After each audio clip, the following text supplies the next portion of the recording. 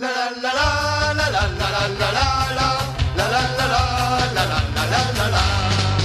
veux bâtir les cités idéales, détruis d'abord les monstruosités. Gouvernement, casernes, cathédrales, qui sont pour nous autant d'absurdités. Sans plus attendre, gagnons le communisme, ne nous groupons que par affinité. Comment on peut développer des trucs et comment est-ce qu'on peut envisager finalement se rendre à un autre futur et éventuellement arriver dans une société où l'autogestion, la démocratie directe, le fédéralisme, c'est pas juste des concepts abstraits dont on discute à 20 quelques dans un café-bar autogéré, mais des trucs, des réalités concrètes qui sont expérimentées par des centaines de milliers, voire des millions de personnes.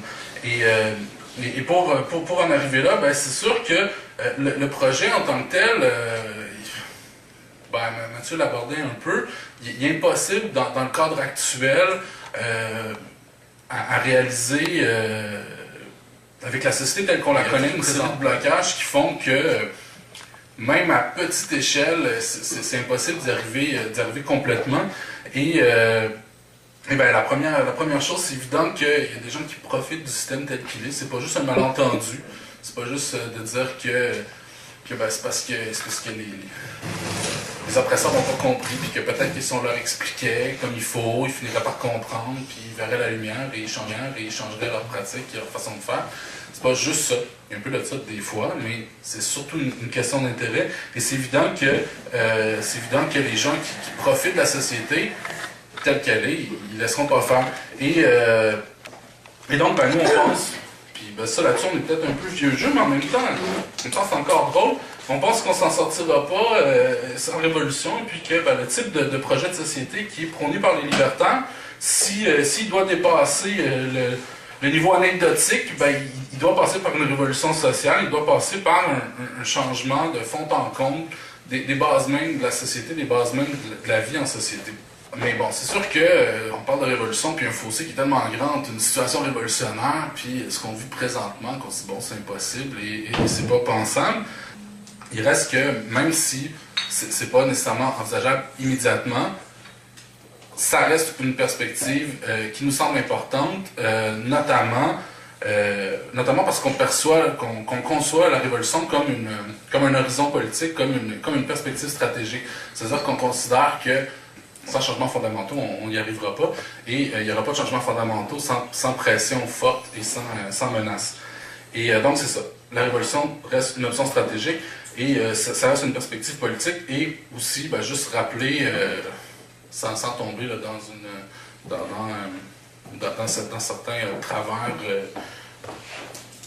travers d'anarchisme militant, juste rappeler qu'on ne sait jamais non plus quand les choses émergent, et même récemment, il y a des révoltes sociales qui se développent à des endroits où on n'aurait pas pu imaginer, où on n'aurait pas pu penser voir des révoltes de grande ampleur. Et donc, on ne sait pas quand est-ce que ça va nous péter d'en face. Et nous, ce qu'on aimerait, c'est que si jamais ça nous pète d'en face, qu'on soit un petit peu... Bon, c'est sûr qu'on va tous se faire prendre les culottes à terre, mais qu'on ait une vague idée au moins de où est-ce qu'on veut s'en aller et qu'est-ce qu'on veut faire.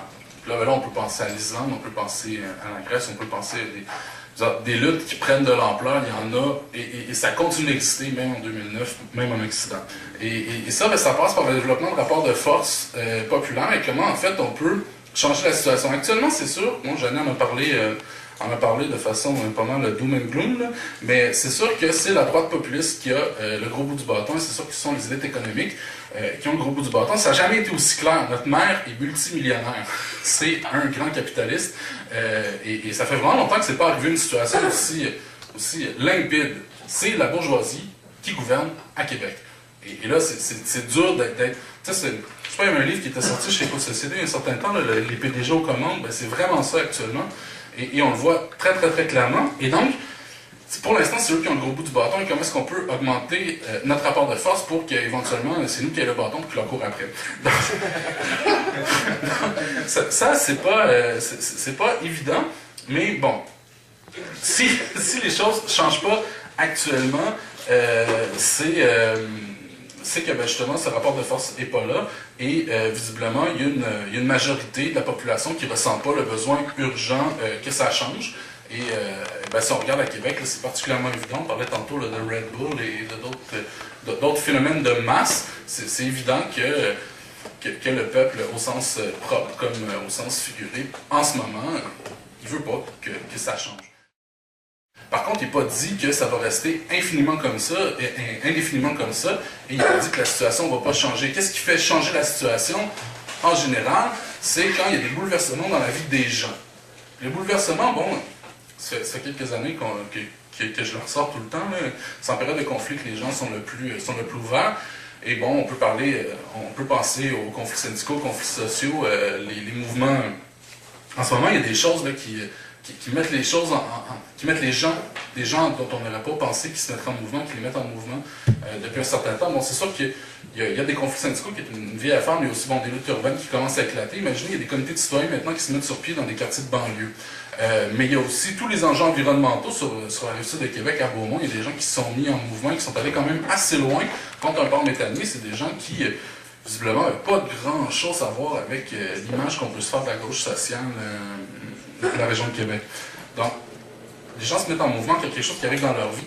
Et il semble qu'à brève échéance, il va y avoir quelque chose d'assez élevé qui risque de péter dans la face de beaucoup de monde. Et c'est toutes les questions des crises économiques dont on parle. On est rendu avec une majorité de gens qui, et même chez les propriétaires, qui consacrent plus de 35% de leur revenu pour se loger. Donc, tôt ou tard, ça va finir par les rattraper.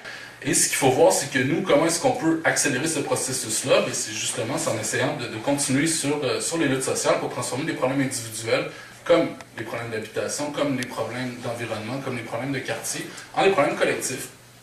Et montrer que les solutions sont collectives. À partir du moment où les gens se mettent en mouvement, qui rentrent en conflit, ben alors là, il y a tout plein de possibilités qui s'offrent. Et donc, c'est ça, il faut juste essayer d'être là autant que possible et de participer à ces trucs-là et surtout pas désespérer. Donc, voilà pour faire avancer le Schlimblick et faire augmenter le rapport de force populaire, ben, ça va nous prendre des mouvements de masse. Et les mouvements de masse, ben, ça sort des situations conflictuelles. Puis les conflits, ben, les contradictions, il faut que tu les fasses éclater, puis il faut que les avances. Et ça, c'est notre rôle à tous et à toutes, mais aussi au monsieur qui vit quelque chose dans son quartier, puis ça le fait chier. Et finalement, c'est beau, les gens qui se mettent en mouvement, mais des fois, bon, ça ne donne pas toujours des résultats super intéressants. Et pour que ça donne des résultats un peu plus intéressants, à défaut d'avoir des résultats libertaires ou révolutionnaires, ben, ça prend des pratiques aussi qui sont en rupture. Refaire systématiquement la même chose, puis revenir avec des pétitions et des appels au pouvoir et des grandes marches. Bon, c'est nécessaire, ça a sa place, mais c'est pas la seule et unique chose. Et là où est-ce que ça devient intéressant, puis là où est-ce que ça devient potentiellement subversif, c'est quand ça dépasse ces pratiques-là, pratiques qui sont rassurantes pour les gens, mais aussi pour le pouvoir, parce que c'est des pratiques qui sont connues et reconnues. Et dépasser ces pratiques-là, c'est notamment quand il se crée des espaces où le statu quo et le train-train quotidien peut être débordé. Là, ça peut être débordé de plusieurs façons, mais c'est notamment quand les gens développent le maximum d'autonomie au niveau de leur pratique, puis prennent le contrôle de leur lutte, puis en général, c'est aussi un prélude à prendre le contrôle de tout un paquet d'autres choses. Et à un moment donné, à partir du moment où les gens ils prennent le contrôle sur un bout, c'est compliqué en général de le faire arrêter le contrôle en question. Ceci dit, les mouvements retombent, mais il y a possibilité de faire avancer. On a vu des endroits où ça s'est développé, de façon exponentielle. On peut penser à l'Argentine, on peut penser à tout plein d'endroits où ça a amené des possibilités intéressantes.